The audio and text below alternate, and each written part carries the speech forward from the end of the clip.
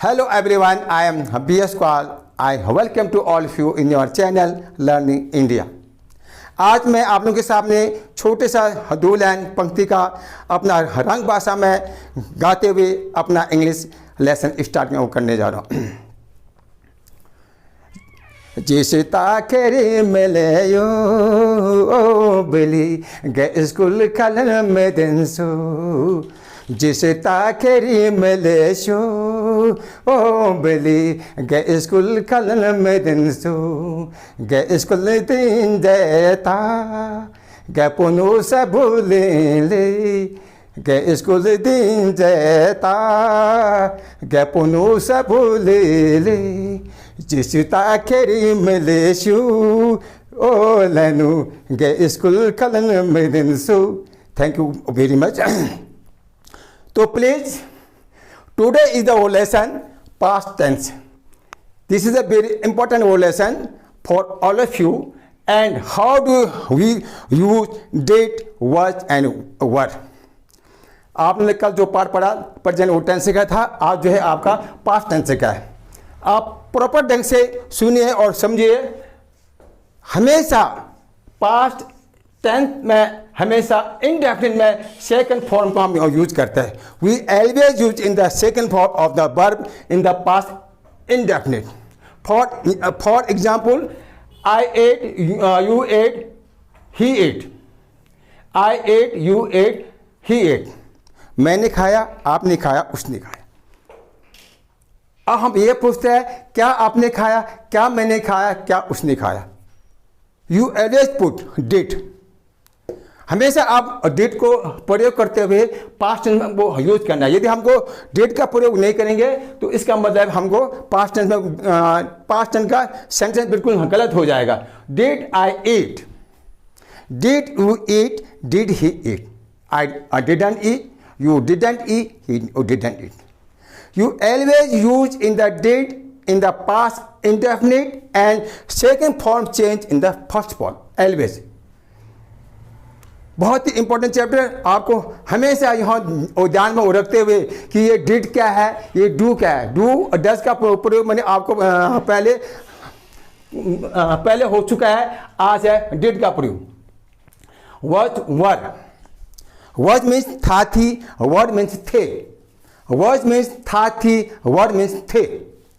Was means था थी, were means थे। Was is used first person and second person।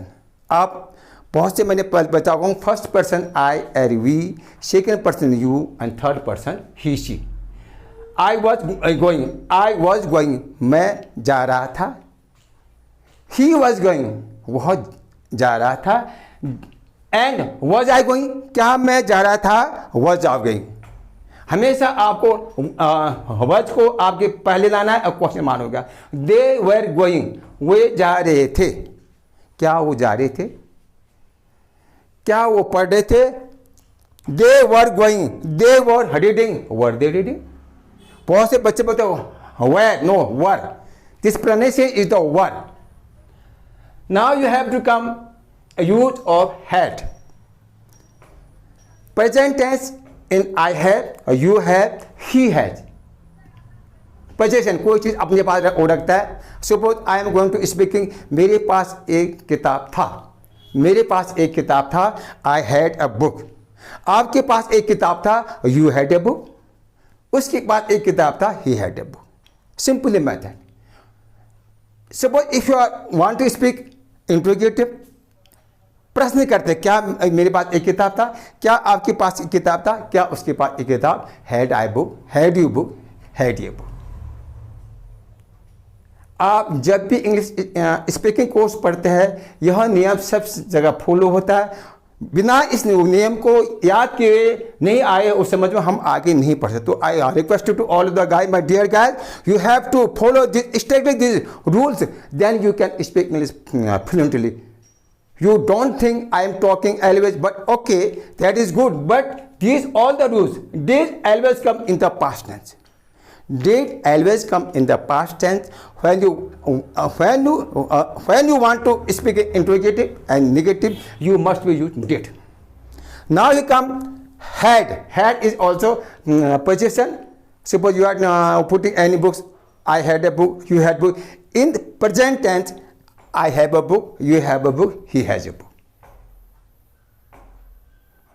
In past tense, I had, you had, he had. Use of watch, देखो आप एक चीज और है, कंटिन्यूस टेंस बोलते हैं, present, indefinite, continuous, perfect, perfect continuous.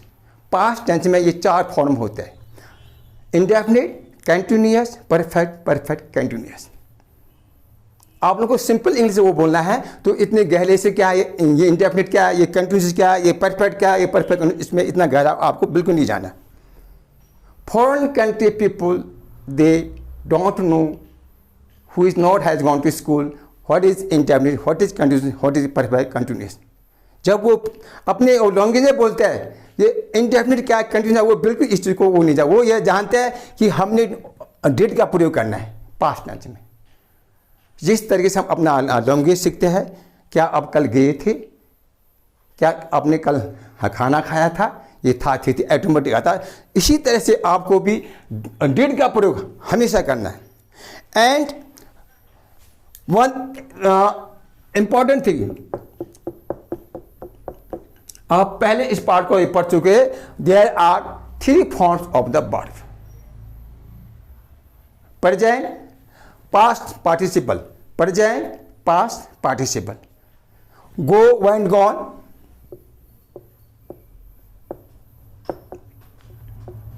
Goes, going, और ये आगे फॉर्म बता goes and going, goes and third form goes and going, ING form.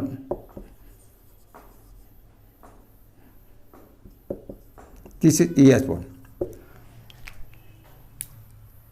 I have told always so many times, please every day 5 words and 5 form of the verb you have to learn clearly। जब तक आपको form of the verb नहीं आएगा, you can't speak English properly. यह lesson उन बच्चों के लिए, उन स्टूडेंट के लिए जो बिल्कुल एकदम बेसिक पढ़ रहे हैं, बेसिक कोर्स। तो you should be at least, you should be at least every day 5 words, 5 form of the words, 5 sentence, 5 phrases every day you have to learn every day, please. I request to all of you, many times I have talked to you, I have repeated more and more. One copy you must have and you must be write down every day. You pay 1 hour, 2 hour every day. बहुत ज़्यादा वो लंबा course नहीं होता है, सीखने वाला 1 महीने में सीख जाता है, नहीं सीखने वाला सालों लग जाता है। लैंग्वेज है, इसमें आपको सिर्फ बोलना है, only speaking and speaking. Please I am going to more revision please. Did is use past indefinite, and when are going to speaking for asking and asking, you put always did in the front of the sentence. Did I eat, did you eat. Short form, I didn't, didn't you, I didn't. अंग्रेज जब भी कभी बोलता है बहुत ही short form में बोलता है, हमको ऐसा वो लगता है कि बहुत तेज बोल रहा है, बहुत तेज नहीं बोलता अभी, बहुत ही short form. Didn't you, I didn't. Did you not go to school, answer I didn't. Didn't you, I didn't. Why didn't you, because something one at my home, that's why. तो please I request to do as first time this rules you must follow. यह नियम आना बहुत जरूरी है। And मैं आशा करता हूँ आप लोग सब अच्छी तरह से समझ रहे कि इससे पहले डू डज का प्रयोग कहाँ करते हैं, हैव का प्रयोग कहाँ करते हैं। आप इससे पहले वाले वो चैप्टर में use of do does did आप इसको देखना है। अब यूज ऑफ डिड, तो इंग्लिश स्पीकिंग का जो प्रैक्टिस है पास्ट टेंस में हम चल रहे हैं, तो आपको समझना है ये सब जो है था थी में आता है। अब इसमें एक क्वेश्चन आपसे कर रहा हूँ। One student ask me, sir आप बोलते हो मैं गया, आई वेंट, ओके। मैं बोला मैं गया था, आप कैसे बोलोगे मैं गया था? तो इसमें इसमें जो है हवा आना चाहिए। अरे दैट्स ऑल, आई वेंट हो गया, ये आई वेंट अरे आई वॉन्ट मैं गया या मैं गया था। अरे आपको था लगा रहा है तो उसमें था नहीं आएगा, उसमें वॉज नहीं आएगा। आई वेंट मैं गया या मैं गया था। This is simple matter. आप इंग्लिश को आगे पीछे करेंगे तो आपको दिक्कत आ जाएगी। आपको ट्रांसलेशन नहीं करना। You have to speak English fluently please, तो you don't need translation, but this rules is the very important. बिना नियम के हमको समझ में नहीं आएगा। I have told already, if you want to read maths तो you should be learn in numerical add, subtract, multiplication, division in numerical. Then after fraction, then after decimal point, then after in algebra. If you don't know add, subtract, multiply, divide, so how can you do math? Same method you should be follow here. If you don't know how do you do, does, did, have, has, was, were, so we can't speak properly. So this is the main problem in our Uttarakhand state. I have been so many school, public school, English medium school everywhere. But if they are interested within the 2 hours, they can understand.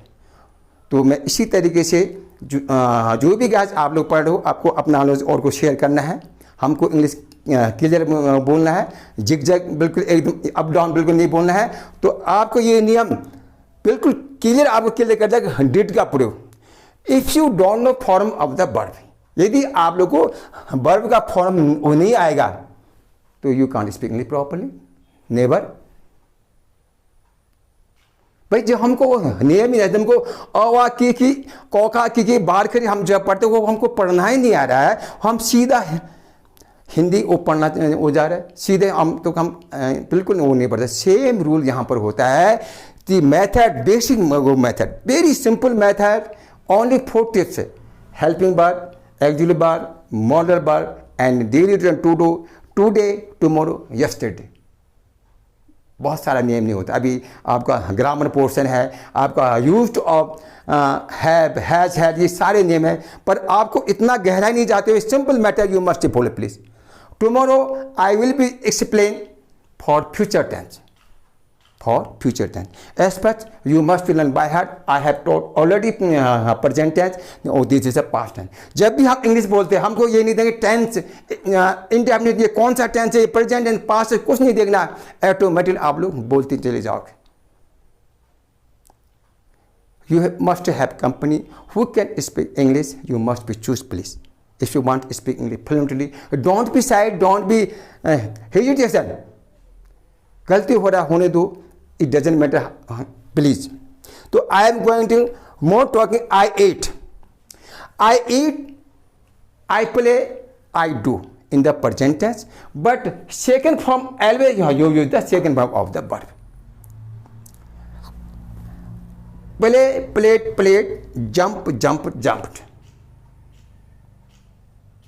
I jump, मैं कूदता हूँ, मैंने कूदा, I jumped. I jump, मैं कूदता हूं, आई jumped, मैंने कूदा। क्या मैंने कूदा? Did I jump, did you jump, did he jump. I did not jump. Short form I didn't jump. Did you not jump और did you jump? Did he not jump, did he jump? Yes sir, I did, I didn't, I did, I didn't. तो simple way I am going out teaching all of you. My dear guys, you should be follow this everything rule, because after 1 month, after 20 days, 30 days, you must be speak English fluently. You don't need lot of the English, but you must be learn everything rule of these rules. बिना आप इसके rule के आगे English नहीं बोल पाएंगे.